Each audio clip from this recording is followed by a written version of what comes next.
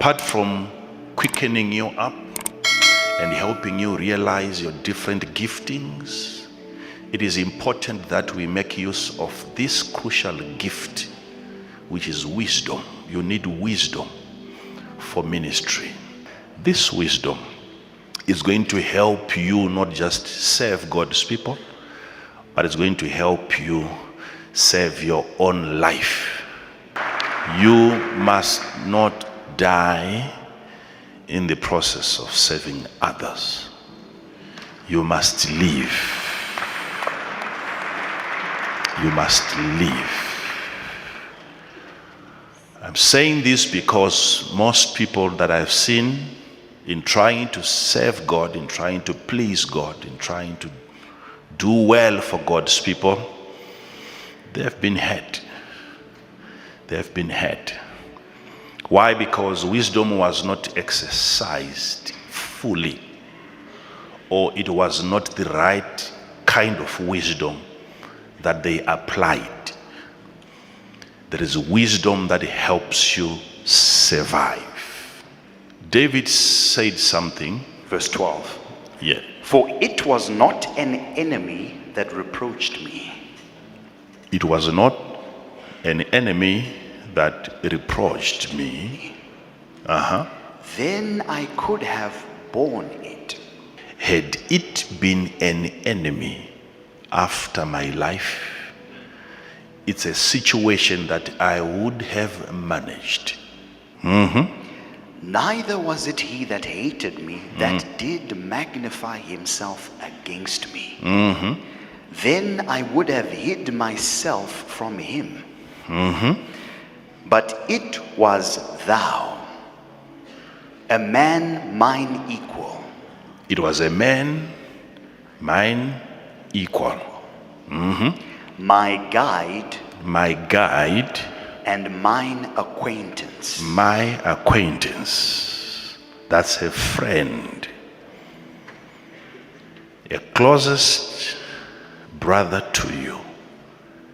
A closest sister to you. We took sweet counsel together and walked unto the house of God in company. We would go to church together, and we would have not just counsel, but the counsel was sweet. And David is saying, this is the man who has brought me this shame. Because coming to the house of God, we thought this was the safest place. You underestimated the capacity of the church to hurt you. Because you thought you were safe, you lowered your guard. And you said things that you shouldn't have said.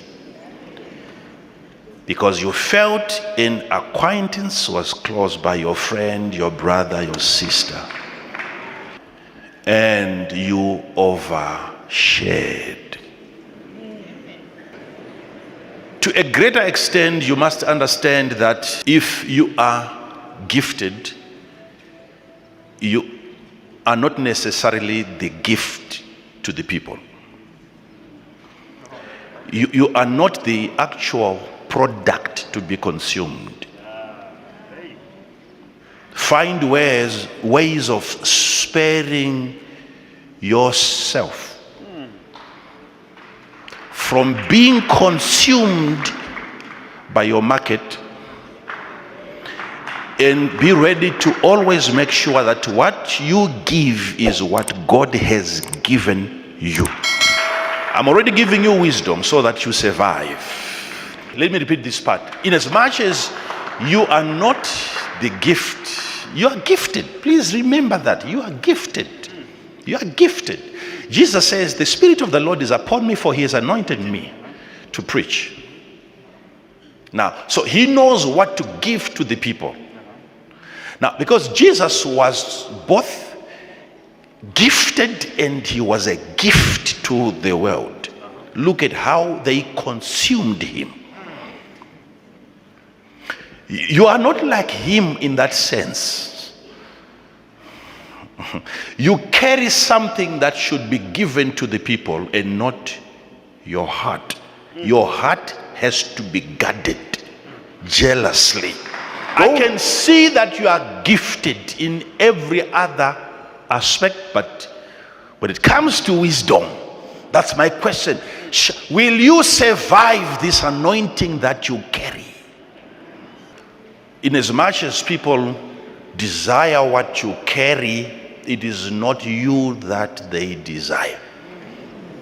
They love your gift. They will cry when they see you. And over time, you are misled into thinking that you are now that gift. Remember, Joseph is coming carrying bread. He is gifted with bread. He is not the bread. And they needed what he was carrying. And they were ready to dispose him. Let's kill him. Yet still they took the bread and they consumed the bread.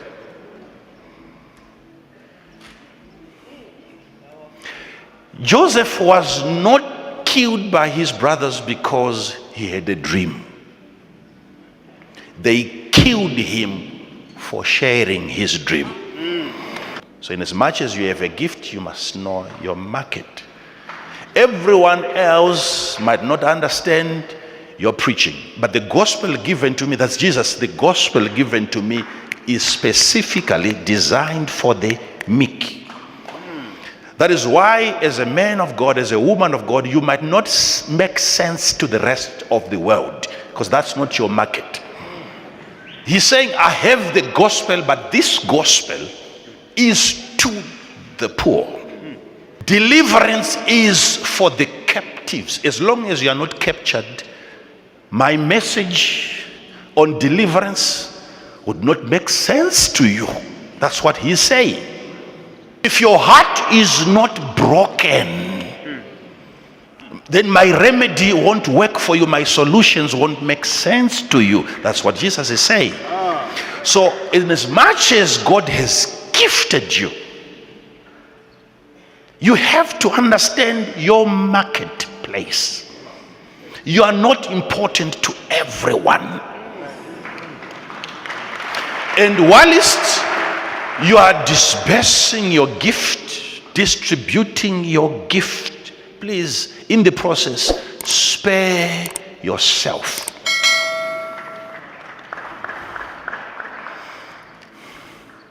Don't let them consume you in the process. Come back home in one piece.